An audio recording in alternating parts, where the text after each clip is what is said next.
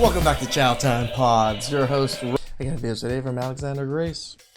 See, and that's the frustrating thing. It's not that I can't get the second date, I can't get the first. You know, so it's like I don't know what I'm supposed to modify, because it's not like I'm getting there and then getting turned down. Like, no one's giving me a chance. Is there something about me that is so wrong that people won't even give me a first date? You can tell me. It's not wrong, but you're intimidating. Why am I intimidating? Because I'm fat? Because you're fat! Because I'm a heavy-set lady? No, because you're so confident and smart and...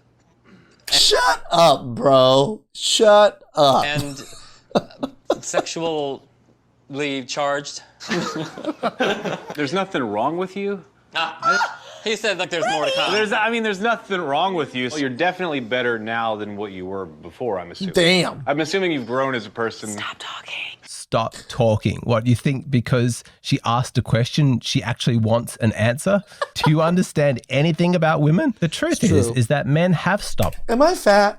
talking. In personal relationships, many men have gone silent because they know that their honesty is not welcome. At a cultural level, men across the West are engaged in a massive undertaking of self-censorship. Before they say anything to a woman, they have to pass it through a "will this offend her" lens. And because this generation of women is so easily offended, men just end up not speaking. You guys probably know this feeling. You're in a conversation with lots of women and you can just sense that your true thoughts, your opinions are not welcome, so you stay silent. At a societal level, men have not been honest with women for a long time. That's a big problem because it has created this huge gap between what men are actually thinking and feeling and what women are aware of. When women randomly stumble across my content and start watching my videos, they're shocked. They never imagined that men could be experiencing so much grief, anger, and loneliness. And they reassure themselves. They say, the men in my life aren't like this. They don't share these frustrations. Yeah, they do, but they're not going to tell you about it. Direct communication from men to women is not welcome. Feminists have even invented the term mansplaining, designed to disincentivize any men from communicating in a direct manner. But what women have got to realize is that men haven't gone silent because they have nothing to say. It's because they don't have the patience to communicate their thoughts in a feminine way. It's too slow, it's too boring, it's too performative. Men just want to talk like men. You probably don't know this, nobody taught this to you when you were growing up, but men and women communicate differently. For women, disagreement in a conversation is not safe. That's terrifying. It could lead to social banishment. Isolation is very scary for women. It frightens them, the thought of being alone. It's not politically correct to say this, but as a default, women find the way that men talk to be aggressive, and men find the way that women talk to be boring. This is a big problem in corporate environments for both genders. The women are anxious because the men are so direct. They're constantly stressed that people must be upset with her. And the men are frustrated because they just want to get the task done. They don't have the patience to be all soft and gentle. So what do you do when men speak to communicate truth and women speak to promote social harmony, because these are contradictory goals? Personally, I speak to men and women very differently. Quite literally, I change the way that I talk. My words, my tone, everything changes. I adjust to my audience, and it's like night and day. When I speak to men, I am blunt and direct. I say exactly what I think, and I give minimal thought to whether or not what I'm expressing is going to offend them. If we're both guys, then we know that whatever disagreement comes up between us is not going to be the end of our friendship. We want to disagree. We're looking for that. When I catch up with my male friends, it's inevitable that in our conversation, we will find some point of departure between us in our beliefs, our morality, our understanding of reality, and then we will discuss that rigorously and we will challenge each other. It's not stressful because as men, we understand that that disagreement is only surface level. It's safe because we are on the same team. We are working towards the same goal, a better understanding of the world and ourselves. And finding a disagreement between us and exploring that is the fastest way of achieving that goal. It's Me and my friends butt heads all the time, but we agree on a lot of things too. But every time we butt heads, we just discuss it. We debate about it. Why do I think this way? Why do you think this way? Are any of us completely right? No, sometimes I can understand why he's right from his lens, and I can see why I'm right from my lens. because our thought processes are just a little bit different. Very efficient, and debates like this between men are a bonding experience. But with women, there is so much pressure to emphasize agreement. The conversation inevitably prioritizes emotional harmony over intellectual exploration. I enjoy talking to women, but I can't do it exclusively because eventually it feels suffocating. I want to disagree, I want to challenge their ideas, and I want the freedom to do that without them interpreting my behavior as aggressive or thinking that the social bond between us is under threat. And I actually have sympathy for women in this regard because the pressure that they must feel to always maintain all of their social bonds and never upset anybody must be exhausting. It's naturally going to lead to women having to put on a bit of a performance. That's what I was going to say. They have that fake facade constantly with each other. But then women weaponize this against each other with the kind of insults that they level, like, she's so fake, she's so two-faced, she's such a chameleon. Yeah, she's doing what she feels like she needs to do to make sure that nobody is upset with her. She is putting on a bit of a performance. I notice myself doing it when I'm talking to women. I would never actually lie, but I do find myself suppressing my more strongly felt opinions. This is probably me and Alex differ quite a bit. If I have different, I'm going to say it. It's just so hard for me not to say it. If I do have differing opinions and we're having an actual discussion, I usually don't try to speak to women differently. I do maybe speak them a little bit not as aggressive, but I don't speak to them soft. And dumbing myself down, like pretending to discover ideas in real time so that the woman feels included. I can't tell you how many conversations I've had with women where they're expressing some opinion about something and my internal monologue is thinking, are you kidding me? Like, this is just the stupidest. That's me. Every time they say something, I'm like, you dumb?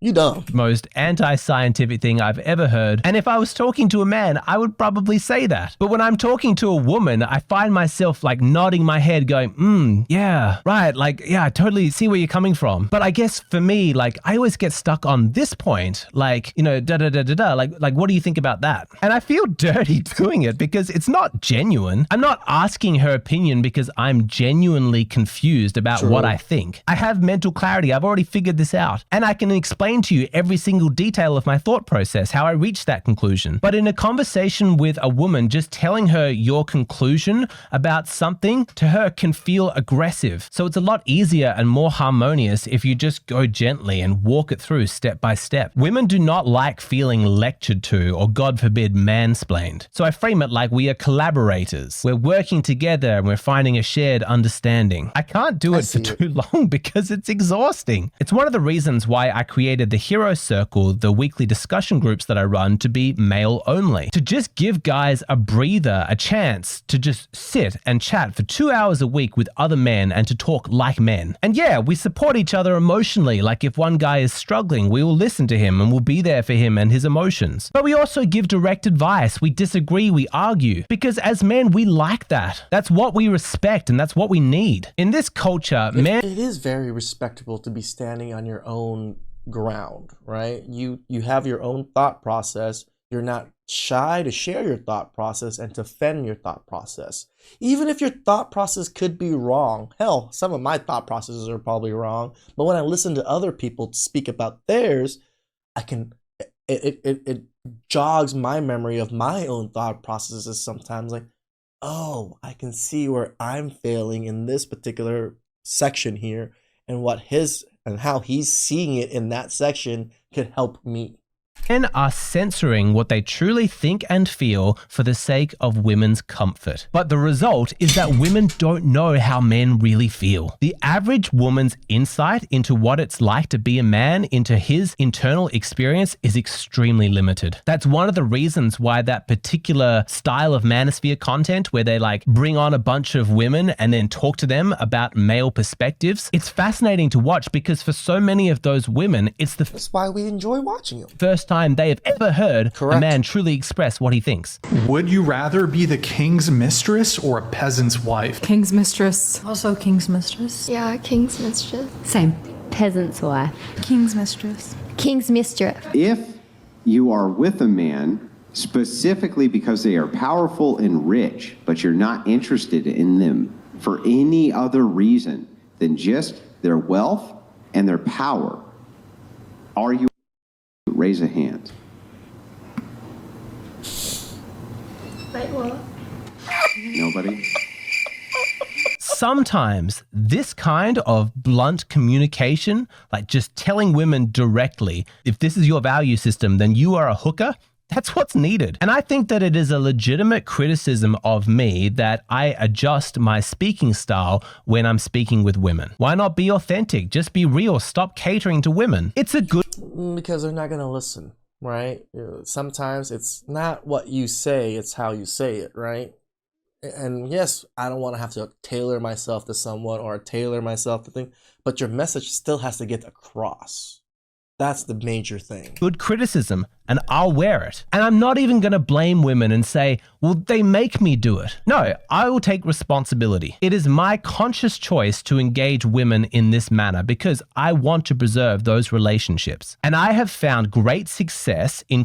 Maybe that's probably why I speak the way I do. I don't care to preserve the relationship in a sense. If I'm telling them something that's going to help them and they take offense to it, it is what it is. Converting women into allies of the men's rights cause, promoting empathy for men from women because of this more gentle approach. And I care about results. Shaming women, in my experience, has not worked. But True. then why... Same thing with men, right? So it's the same factor. Well, where women have to understand men and not just shame them, we have to somewhat understand women and not just shame them.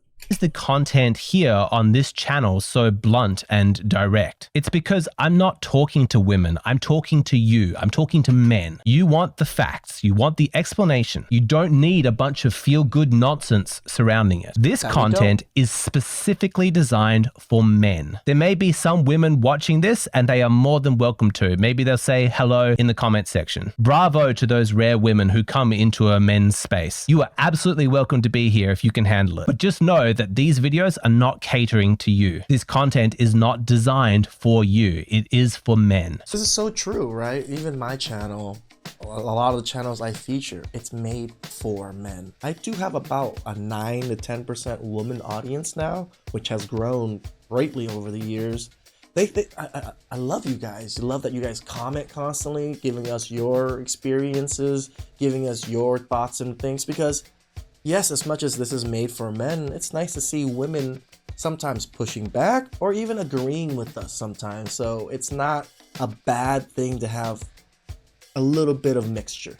Please like, subscribe, comment down below. I really appreciate it. And I'll catch you guys next time.